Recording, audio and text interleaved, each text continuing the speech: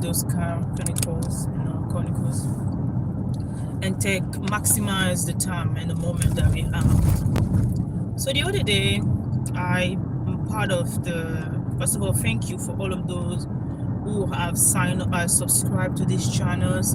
Thank you for your kind comments. Thank you for tuning in, liking, those who are sharing. God bless you. Thank you for really supporting this ministry, as I told you boldly, and and shamefully, okay, and apologically. Okay, y'all help me with this word, and apologically, okay. I share with y'all, like, this channel really has been a delay obedience, and I was also sharing a testimony with my students in the French Academy today, how really God had reminded me that like we said, the laborer are few, and there's so many people that need the word, that they not only call you to the French word, there are other people who are hungry. And that's how I literally remember about this channel that I created last year, actually, and almost forgot to upload content. Not upload it, but it was just too much. But it has given me the wisdom. I went again and did another training, learn more, and how to maximize my time, maximize the moment, and just be led by the Holy Spirit. So we're having a call chronicles as I'm doing the pickup now, and sharing that moment. Usually in those times, I will listen to worship, I will read a book, I read a lot, or I will listen to something, motivational. I will add some good information to my brain. So I wanted to share, there's one of a group that I'm part of, hard for us to get our parents accountable for what they have done, or just go and then just to blame them or something like that for the things that have caused us. And I kindly responded. I was like, with the years and with the wisdom, because again, with wisdom and understanding that I now know, for what I know now, I have learned to give mercy to my parents, starting with my mom, because I was raised by my mom. My mom raised us, 5 of us, me being the eldest, 5 of us by herself. At the time, I blamed her. At the time, I little criticized her, God forbid. And I was so thankful. I went and kneeled down on her and asked her to forgive me for having judging her, because I didn't know what she was going through. I had no idea what she was going through. And then wanted to step up in her foot and say, God, I don't know what's going on in my mom. I remember, and I was even saying in my life today again, that I haven't seen my mom cry many times. Some of us have grew up with parents, with mom, grandma being so-called, and I say some of us, you and I, you will understand the language that is coming out of my mouth.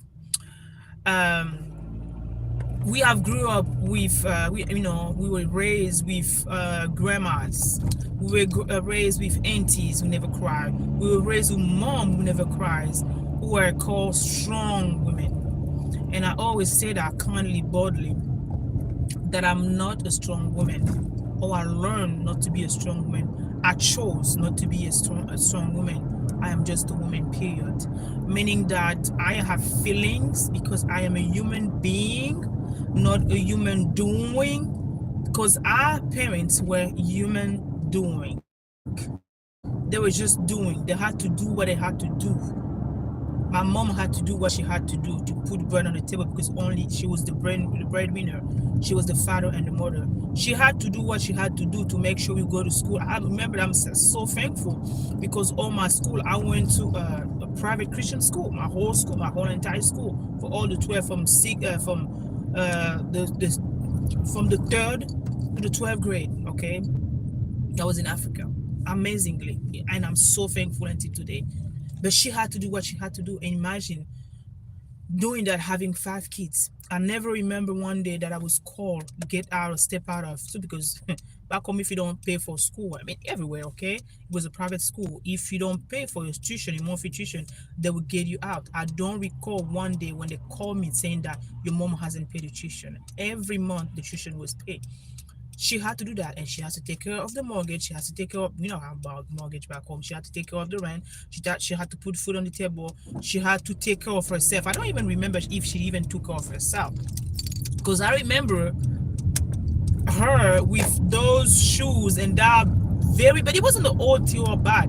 It was that old bag, really solid bag that she probably brought abroad, doing one of her trips. She was really classy. My mom, I always say that my mom never wear makeup, so to speak. I don't know. I think I learned to do makeup with a little my aunts, but my mom never wore makeup. I saw her wear makeup once when she was expecting the last born, my sister, my junior sister. That's the only time I saw my mom wearing makeup, putting nails. Other than that, I think that was just a pregnancy jinx. Then the other 9 months, all the period of my time, I never see my mom putting makeup. But she knew how to do her skincare. Her skincare was always on top.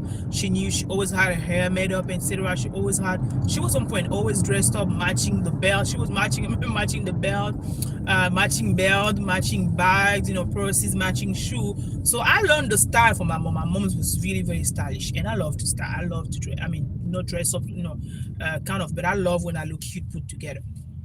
So I think that was the time for her. That was the moment for her to really take care of her. But other than that, I don't recall my mom complaining. I don't recall my mom crying. I saw my mom cry once in my entire life as I was growing up. Now that I told you that my mom had a double stroke, and then part of that, and she has a severe altruism. Okay, those your whole one of your hard words in English that I can't even pronounce. Altruism. Okay. And so it's really, days varies really. So that days she wake up, she's in a string pain, and I've seen, that's why I really see my pain, and those pain I can't even imagine suffering that much. But I've seen my mom crying, over that just lately, because she's with me. I take care of her. And so that's really, I'm thankful for that. I'm gladly doing that. I'm blessed to be able to have that. And I was so thankful to have her still here, despite all she has been through. So those were the moments, the only time that I've seen my mom crying. And I'm telling you, I'm sharing that story to say that we've lived in a world, okay, where our parents never had, I would say, the opportunity nor the time, the chances to really express their feelings.